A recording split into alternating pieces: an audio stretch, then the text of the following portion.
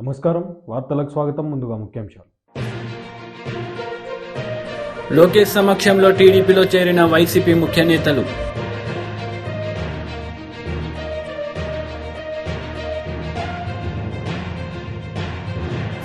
Cyber crime విభాగంలో 2 కీలకమైన కేసులను ఛేదించిన హైదరాబాద్ పోలీసులు. డఫాబెట్ వెబ్సైట్ ద్వారా మోసాలకు పాల్పడుతున్న వ్యక్తిని ఢిల్లీలో అరెస్ట్.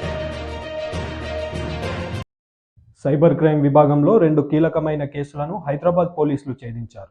డఫాబెట్ వెబ్సైట్ ద్వారా మోసాలను పాల్పడుతున్న వ్యక్తిని ఢిల్లీలో అరెస్టు చేసినట్లు హైదరాబాద్ సిపి కొత్తకోట శ్రీనివాస్ రెడ్డి తెలిపారు. దాన్ని ఫ్రీజ్ చేసే అవకాశం ఉంది. కస్టమర్కి వాళ్ళు check back from the customer, ఎందుకు ఇన్ని జరుగుతున్నాయి, మీకు ఏమైనా తెలుసా, ఇది ఏమైనా ఉంటే please call back our customer care అన్నట్టుగా. సో ఇవన్నీ కూడా అవాయిడ్ చేయడానికే ఈ పద్ధతిని ఉపయోగించి ఈ విక్టిమ్ని దాదాపు 3 కోట్లకు పైగా మోసం చేయడం జరిగింది. ఇందులో చివరికి అకౌంట్లో ఏ అకౌంట్లో అయితే ఈ ఆపరేషన్స్ అన్నీ అయినాయో ఇవన్నీ కూడా చెక్ చేస్తే కేవలం 20 లక్షలు మాత్రమే ఉంచారు. 20 లక్షలు మాత్రం మనం ఫ్రీజ్ చేయగలిగాము. But this investigation is still continuing. ఎందుకంటే మనం ఈ కేసులో మనం హార్డ్ డిస్క్లు, తర్వాత వాళ్ళ కంప్యూటర్ హార్డ్ డిస్క్ కానీ ల్యాప్టాప్స్ కానీ అవన్నీ కూడా మొబైల్ ఫోన్స్ సీజ్ చేయడం జరిగింది. So investigation is fully on with the cooperation of other states police. ఇతను గోవా రెసిడెంట్ కాబట్టి ప్లస్ నాగ్పూర్లో ఉంటుంటాడు. ఇది ఇంకా లాజికల్ కంక్లూజన్ తీసుకెళ్ళి దీన్ని పూర్తిగా ఛేదించి ఇంకేమైనా అకౌంట్స్ ఉంటే మనం అకౌంట్స్లోంచి మనం డబ్బులు ఇంకా ఫ్రీజ్ చేసి విక్టిమ్స్కి న్యాయం జరిగేటట్లుగా మేము ప్రయత్నం చేస్తాం.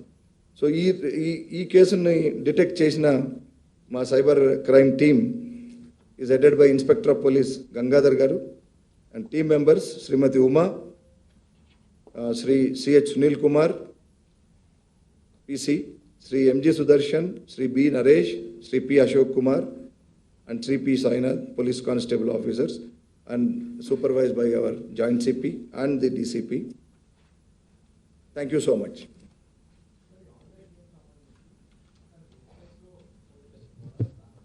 లేకుంటే సోషల్ మీడియాలో పోస్ట్ చేస్తున్నాడు అంటే ఇది ఎట్లా తెలిసింది విక్టిమ్కి? ఇది వాట్సాప్ సోషల్ మీడియా ద్వారానే కనెక్ట్ అవుతారు వీళ్ళు. తర్వాత దీన్ని ఆ వెబ్సైట్ గురించి చెప్తారు. ఇప్పుడు దీని వెబ్సైట్ ఇందాక నేను చెప్పాను కదండి, డఫాబెట్ అనే ప్లాట్ఫామ్ ఏదైతే ఉందో it's a website. It's www.dafabet.com website అనేది. సో ముందు సోషల్ మీడియా వాట్సాప్ లాంటి ట్విట్టర్ లాంటి ద్వారా కనెక్ట్ అయ్యి తర్వాత వాళ్ళు ల్యూర్ చేసి డఫాబెట్ వెబ్సైట్లో మీరు ఇన్వెస్ట్ చేస్తే ఇట్స్ ఎ స్పెక్యులేటివ్ ఇన్వెస్ట్మెంట్. ఈ కేసులో there is nothing, no investment in shares or in any other forms of debentures etcetera. This is direct speculative investment. మీరు 10 రూపాయలు ఇవ్వండి, మేము మీకు నెల తిరిగేలోగా 20 రూపాయలు ఇస్తాం. ఆ టైప్ అనమాట. ఇది ఫస్ట్ మేము చెప్పాం. సార్ ఎంతమంది ఎప్పటి నుంచి చేస్తున్నాడు ఈ బిజినెస్? ఇది అతను చాలా కాలంగా నడుస్తుందండి. మనకు తెలిసే ఇప్పుడు గత 3-4 ఏళ్ళ నుంచి చేస్తున్నట్టుగా మనకు తెలుస్తుంది. అట్లాగే ఇతని మీద కేసులు కూడా ఉన్నాయి.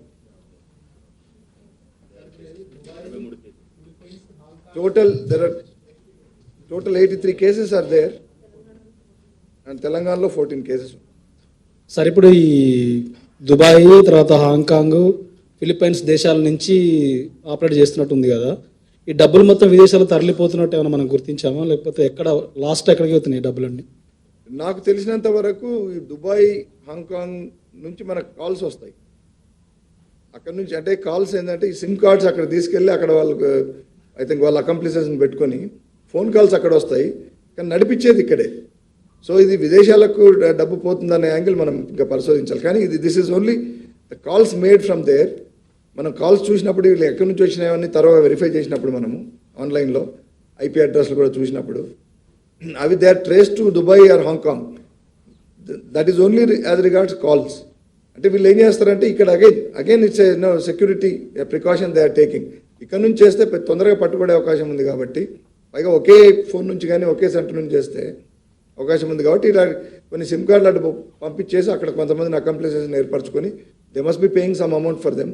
అక్కడ నుంచి కాల్ చేసి but the accused they are here. For example in this case the accused was arrested and he was produced in PT warrant కోసం ఢిల్లీ కోర్టులో ప్రొడ్యూస్ చేశాం. ఆ తర్వాత ఢిల్లీ కోర్టు కండిషనల్ బెయిల్ కూడా ఇచ్చింది. So they were here only. Dubai అని చెప్తున్నారు కదా సార్, అతను ఎక్కడికి తీసుకొస్తారా లేకుంటే దుబాయ్లో ఉన్నాడు, అక్కడ ఆపరేట్ చేస్తున్నాడు సంజయ్?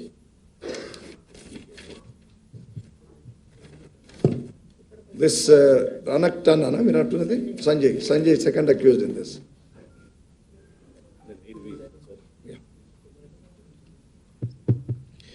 ఇది దుబాయ్ అని చెప్పేసి మన ఒక అక్యూజ్డ్ చెప్తున్నాడు. సో ఈ దుబాయ్ కనెక్షన్, హాంకాంగ్ కనెక్షన్ అనేది వీళ్ళు చెప్పటమే తప్ప కానీ మనం దాన్ని వెరిఫై చేసుకోవాలి.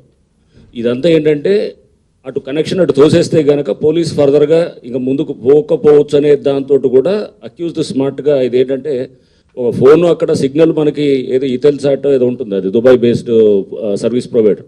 అది వచ్చినంత మాత్రాన ఆపరేటర్ అక్కడ ఉన్నాడని మనం ఎందుకు భావించాలి?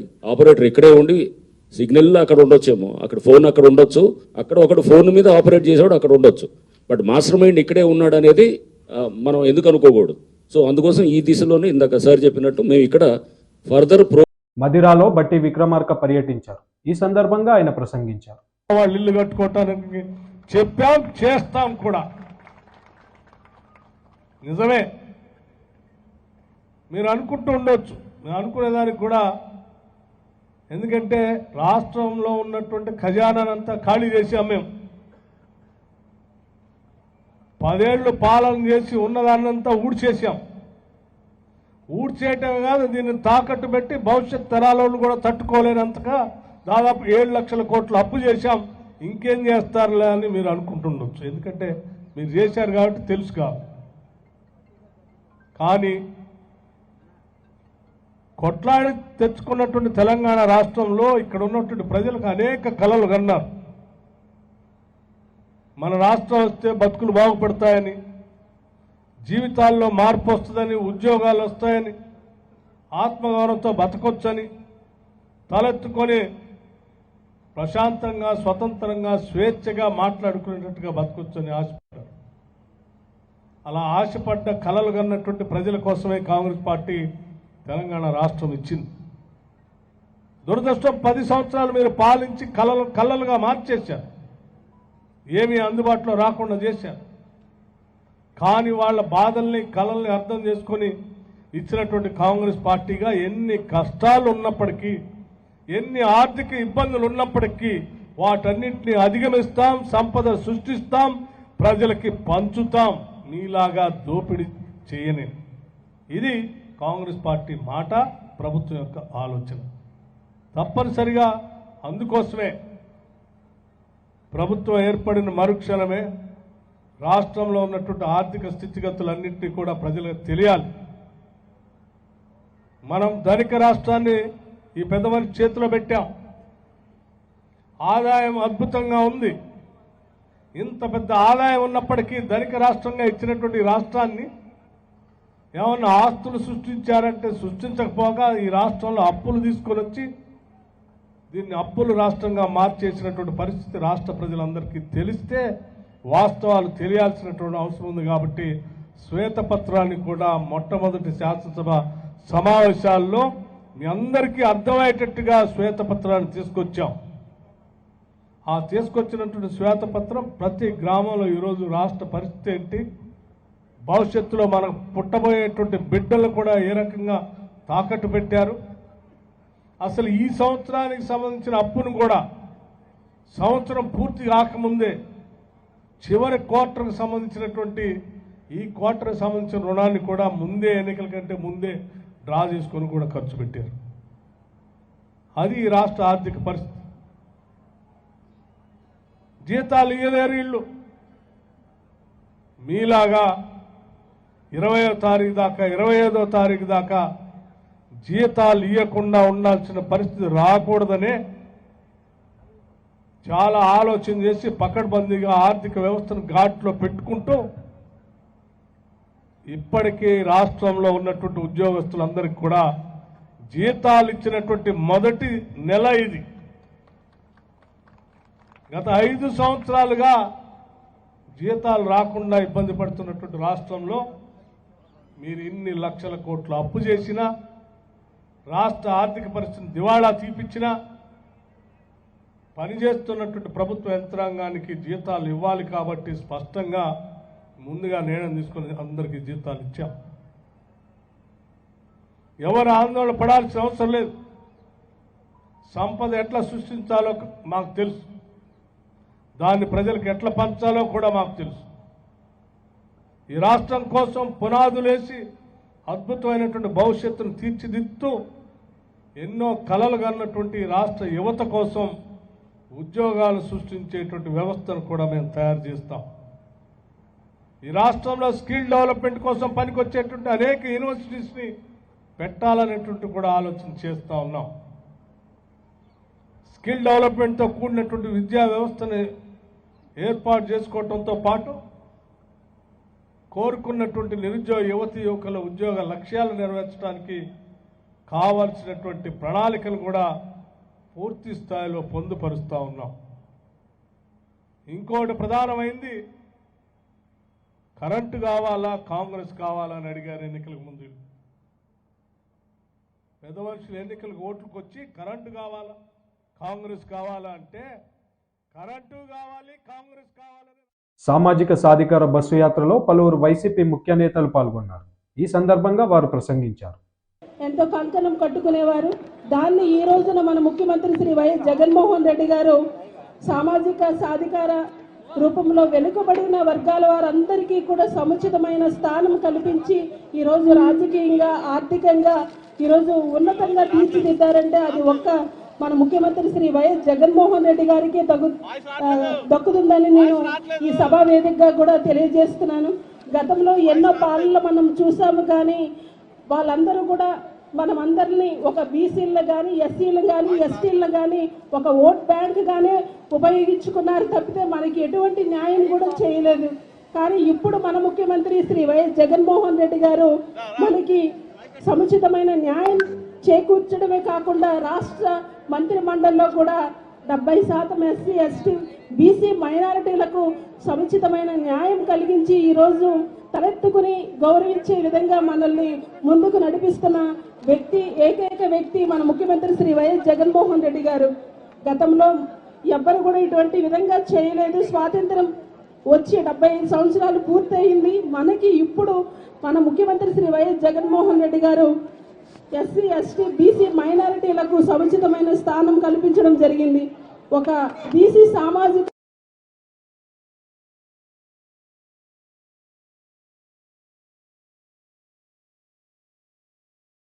సాధికార యాత్ర దిగ్విజయంగా పూర్తయింది. రైతుల శ్రేయస్సే లక్ష్యంగా, శ్రామిక సంక్షేమమే ధ్యేయంగా, ప్రజల ఆరోగ్యం కొరకు తపన పడుతూ యువత భవితకు బాట వేసిన భారత రథ సారథి శ్రీ వైఎస్ రాజశేఖర్ రెడ్డి గారైతే కార్మిక కర్షక. నారా లోకేష్ సమక్షంలో టీడీపీలో పలువురు వైసీపీ ముఖ్య నేతలు కార్యకర్తలు చేరారు. నారా లోకేష్ వారిని పార్టీలోకి కండువా కప్పి ఆహ్వానించాడు. అదేవిధంగా మనకు కూడా వచ్చే 3 నెలలు చాలా కీలకమైన సమయం. అందరం కష్టపడాలి, పోరాడాలి. ఇంకా మీ అందరి భవిష్యత్తు నా బాధ్యత. రాష్ట్ర వ్యాప్తంగా అనేక లక్షలాది మంది కార్యకర్తల్ని చూసుకునే వ్యక్తిని నేను. వేదికమైన పెద్దలు, వేదికమైన కింద నా ముందలు కూర్చున్న నాయకులందరూ మనకు అందుబాటులో ఉంటారు. యుద్ధ ప్రాతిపదికంగా నాడు నేడు ఎప్పుడు మీకు ఏ సమస్య వచ్చినా పరిష్కరించే బాధ్యత వ్యక్తిగతంగా నేను తీసుకుంటానని తెలుసుకుంటూ మనందరూ ఓకే సెలవు. అందే వెంకటప్రసాద్ గారు.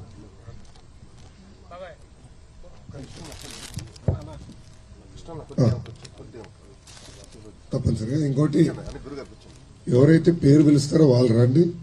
తర్వాత లైన్గా వస్తే అందరు కలిసి ఎక్కడి నుంచి మీరు లేసి వచ్చారు అక్కడనే కూర్చోండి. ఎందుకంటే గ్రూప్ ఫోటో దిగేదానికి బాగుంటుంది. ఓకేనా? Thank you.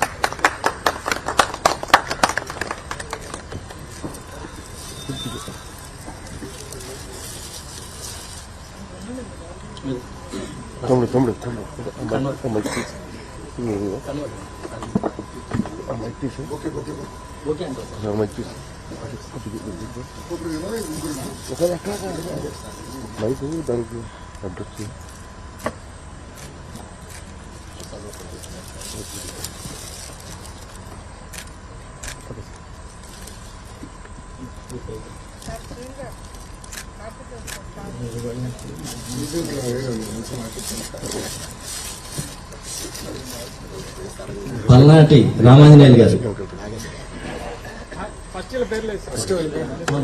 అందే వెంకటప్రసాద్ గారు, కలబోతుల సింగ్ గారు, జిల్లాధ్యక్షుడు, గ్రామాధ్యక్షుడు.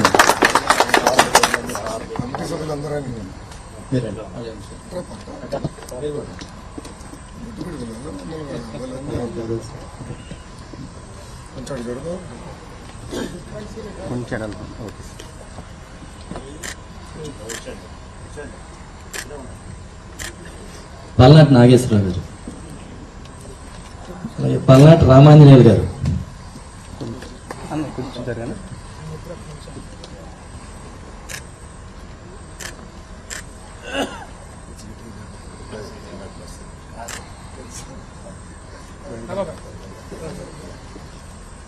పల్నాటి భగవాన్ గారు,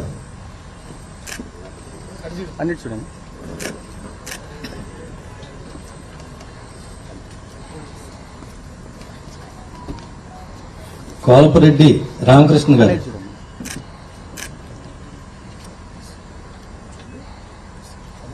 కోలపరెడ్డి రామకృష్ణ గారు, రాయపూడి రామకృష్ణ గారు, అప్పికట్ల రాంబాబు గారు, కంతేటి చంద్రశేఖరరావు గారు, ఎండ్ల కృష్ణారావు గారు, కొమ్ములూరు శివశంకర్రావు గారు, సాంబశివరావు గారు, సుంకర పెద్దసుబ్బారావు గారు, లింగినేని రమేష్ బాబు గారు, తోట శ్రీనివాసరావు గారు, దేశమల్ల రంగారావు గారు, బేతపూడి వెంకట్రావు గారు, కట్టిపోగు ప్రతాప్ గారు. బీఆర్ఎస్ లీడర్ కరియం శ్రీహరి మీడియా సమావేశం నిర్వహించారు. ఈ సందర్భంగా పలు అంశాలపై ఆయన మాట్లాడారు. లేదా బహిరంగ సభలలో కానీ ఇతర సమీక్ష సమావేశాలలో కానీ వారు మాట్లాడుతున్న విషయాలు చూస్తూ ఉంటే వారికి సరైన బ్రీఫింగ్ ఉండడం లేదా వారికి అవగాహన లేకుండా మాట్లాడుతున్నారా అర్థం కావడం లేదు.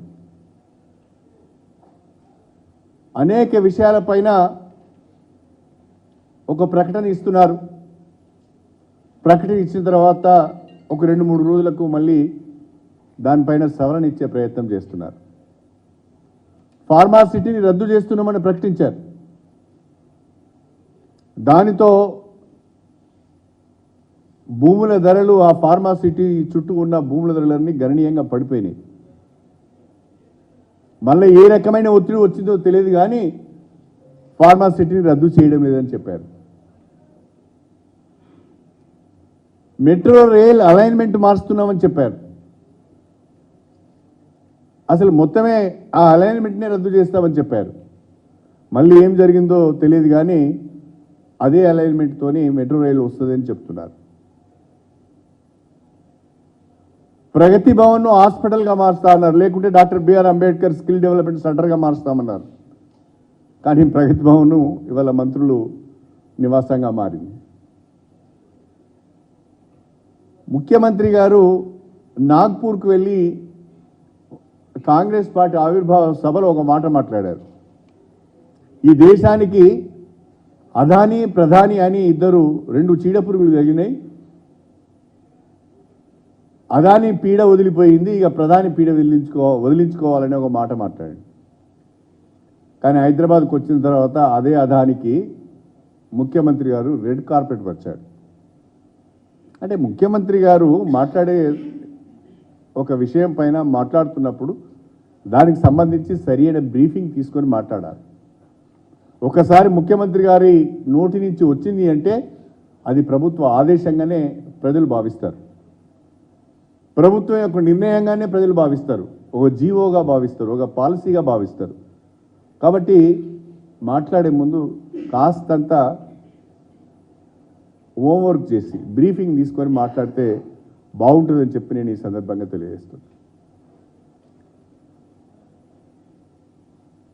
కాంగ్రెస్ ప్రభుత్వము అభివృద్ధి సంక్షేమ పథకాల విషయంలో వారు ప్రకటించిన 420 హామీలకు సంబంధించిన విషయంలో ఈ రోజు వరకు కూడా ప్రజలకు స్పష్టత ఇవ్వడం లేదు. 6 గ్యారంటీలలో 2 గ్యారంటీలు అమలు చేశామని చెప్పి కోట్ల రూపాయల అడ్వర్టైజ్మెంట్స్ ఇచ్చుకున్నారు. నేను అడుగుతున్న రాష్ట్ర ప్రభుత్వాన్ని, ఏ 2 హామీలు అమలు చేశారు, ఏ 2 గ్యారంటీలు అమలు చేశారో చెప్పండి. మహాలక్ష్మి అనే ఒక గ్యారంటీలో 3 హామీలు ఉన్నాయి. ఒక్కో గ్యారంటీలో 3 నుంచి 4 హామీలు ఉన్నాయి. మహాలక్ష్మి అనే మొదటి గ్యారంటీలో 3 హామీలు ఉన్నాయి. ఒకటి, ప్రతి మహిళకు నెలకు 2,500 రూపాయల ఆర్థిక సాయం చేస్తామని. 2, గ్యాస్ సిలిండర్ను 500 రూపాయలకే ఇస్తామని. 3, ఆర్టీసీలో ఉచిత బస్ ప్రయాణం కల్పిస్తామని. ఒక్క ఆర్టీసీలో ఉచిత బస్సు ప్రయాణము కల్పించి ఒక గ్యారంటీని అమలు చేశామని చెప్పడం అంటే ఇది ప్రజలను మోసం చేయడమే తప్ప మరొకటి కాదు. ఇలాంటి మోసపూరితమైన ప్రకటనలు ఇప్పటికైనా కాంగ్రెస్ పార్టీ మానుకోవాలని చెప్పి నేను కోరుతున్నా. యువకులకైతే మొండి చేయి చూపించారు. హస్తం గుర్తుకు ఓటేసినందుకు యువతకు మొండి చేయి చూపించారు.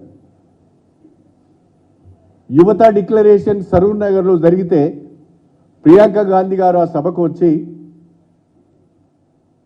కాంగ్రెస్ ప్రభుత్వం అధికారంలోకి వచ్చిన తర్వాత నిరుద్యోగ యువకులందరికీ కూడా, నిరుద్యోగ యువతకు నెలకు 4 ఎంపీ కేశినేని నాని మీడియా సమావేశం నిర్వహించారు. ఈ సందర్భంగా ఆయన మీడియాతో మాట్లాడారు. ఇప్పుడు నేను ఏం చేసినా నేను ట్రాన్స్పరెంట్గా చేస్తున్నాను, అర్థమైందా? ఎప్పుడైనా నిర్ణయం తీసుకున్నా పొద్దున్నే తెల్లదోన 4:30కి పోస్ట్ ఉంటుంది, చూసి దాన్ని మీరు చేసుకోండి. అంతేగాని పద్దాకు క్వశ్చన్ చెప్పాలని చెప్పే కదా, దాంట్లో వెరీ క్లియర్గా ఉంది. వెళ్ళి లోక్సభ స్పీకర్ గారు అపాయింట్మెంట్ అడిగి ఆయన అపాయింట్మెంట్ ఇవ్వగానే లోక్సభకు రాజీనామా చేసి ఆ తర్వాత పార్టీకి రాజీనామా చేస్తాను. ఆ తర్వాత మా వాళ్ళందరితో కూర్చుని వాళ్ళందరూ ఏ నిర్ణయం తీసుకుంటే వాళ్ళకి ఫాలో అవుతుంది. నాకు నా సొంత నిర్ణయం లేదు దీంట్లో. మా వాళ్ళందరూ ఏం చేయమంటే, ఇప్పుడు 4 రోడ్లు ఉంటాయి, ఏ రోడ్ల నుంచి వెళ్దామంటే డెస్టినేషన్కి మా వాళ్ళు ఏది నిర్ణయిస్తే మా వాళ్ళంతా కలిసి, ఎందుకంటే అందరిని క్యారీ చేయాలి కదా, నా ఒక్క నిర్ణయం కాదు కదా. నేను నిలబడి చెప్పాను, నేను మీడియా మిత్రులు నా మీద ఆధారపడి ఈ విజయవాడ పార్లమెంట్లో రాష్ట్రాన్ని వదిలేండి, రాష్ట్రం మీద కూడా చాలా మంది అభిమానులు ఉన్నారు. ఎందుకంటే కేసీఆర్ ట్రావెల్స్ అభిమానులు ఉన్నారు, బ్రాండ్ అభిమానులు, కేసీఆర్ నాని అభిమానులు ఉన్నారు, అలాగే ఎంపీ నాని అభిమానులు ఉన్నారు. అదేందా ఈ మూడు అభిమానులు కలిస్తే, ఎందుకంటే అదే చెప్పాను మీకు, రాజకీయం అనేది ఒక త్యాగం. నేను ఎప్పుడు రాజకీయాన్ని ఒక పవిత్రమైన పూజలాగా చూస్తాను. రాజకీయంలో ప్రజాసేవ నిస్వార్థంగా చేయాలంటే చాలా త్యాగం అవుతుంది. ఇప్పుడు మొంతా జగన్మోహన్ అన్నాడు, ఆయన పలమనాలు చేసి మన కరోనాలో కొన్ని 100 కోట్లు సంపాదించారు ఒక పలమనాలు లిస్టు ఈ దేశంలో. నాకు తెలుసా ఈయన కరప్షన్ చేయాల్సిన పని లేదు. ఆయన ప్రాక్టీస్ అయిన సరిగ్గా చేసుకుంటే ఈయన కుటుంబం 100 తరాల సరిపడా సంపాదించగలరు. ఈయన ఓన్లీ ప్రాక్టీస్తో, అవినీతి చేయకుండా. ఎందుకు వచ్చాడు? ఎందుకు మనం ఒకరి మీద అనవసరం బురదలుతున్నాం? తప్పది. దొంగే అందరినీ దొంగ అంటూ ఉంటుంది.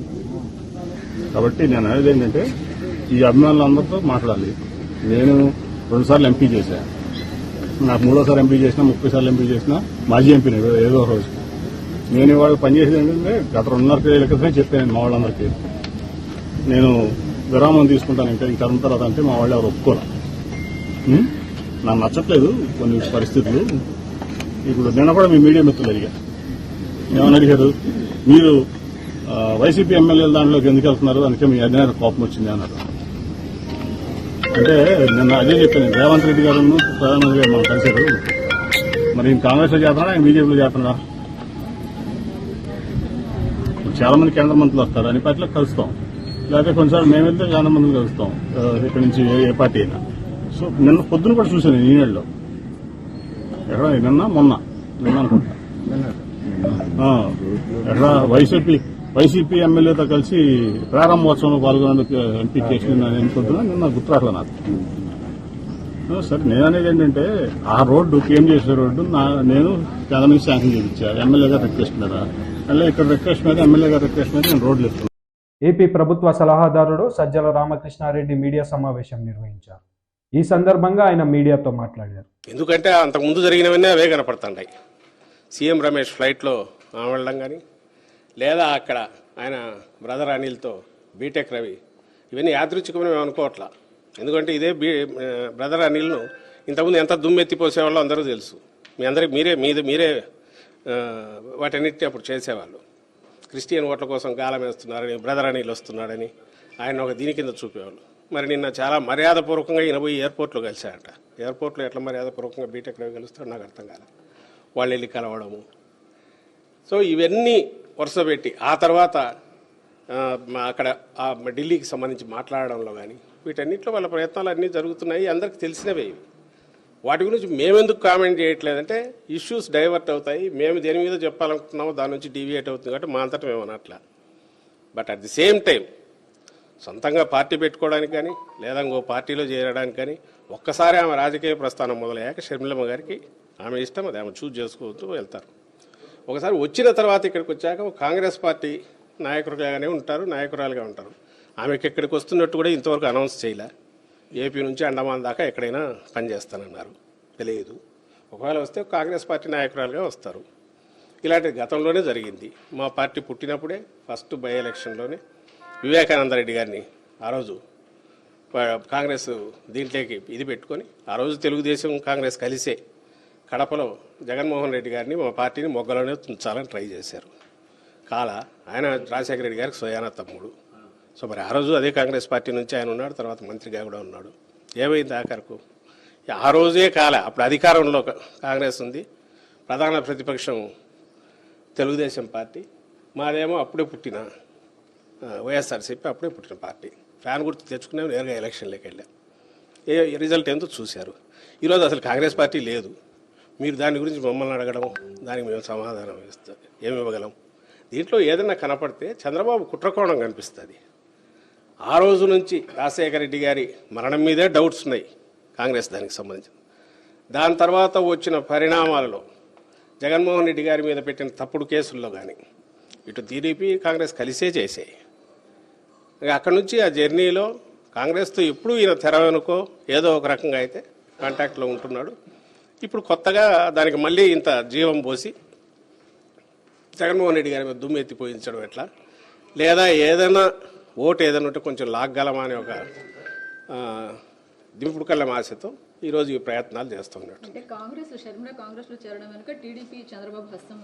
ఖచ్చితంగా మొత్తం దాన్ని ఫెసిలిటేట్ చేసే దాంట్లో అది ఏ రకంగా డైరెక్ట్ వచ్చిందో కానీ మొత్తం మీద వచ్చి ఇట్లా జరిగితే ఆయన తనకేం కావాలనేది అందరి ద్వారా చేయించడానికి చేసే ప్రయత్నాల్లో అందులో తాజాగా ఇది కొత్తది ఇప్పుడు జరిగింది.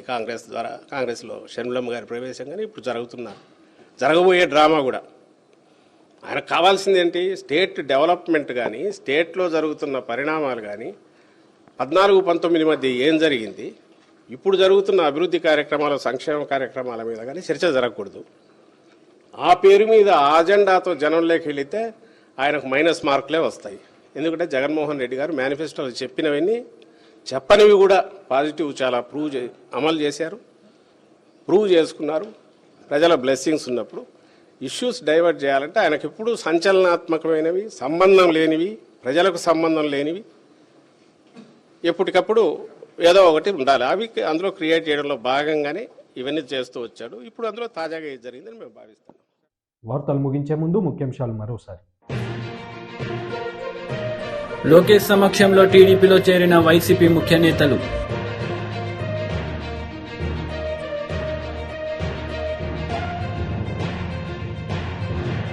సైబర్ క్రైమ్ విభాగంలో 2 కీలకమైన కేసులను ఛేదించిన హైదరాబాద్ పోలీసులు. డఫాబెట్ వెబ్సైట్ ద్వారా మోసాలకు పాల్పడుతున్న వ్యక్తిని ఢిల్లీలో అరెస్ట్. ఈ వార్తలు ఇంతటితో సమాప్తం. తిరిగి ప్రసారమయ్యే వార్తల్లో మళ్ళీ కలుద్దాం. అంతవరకు సెలవు. నమస్తే.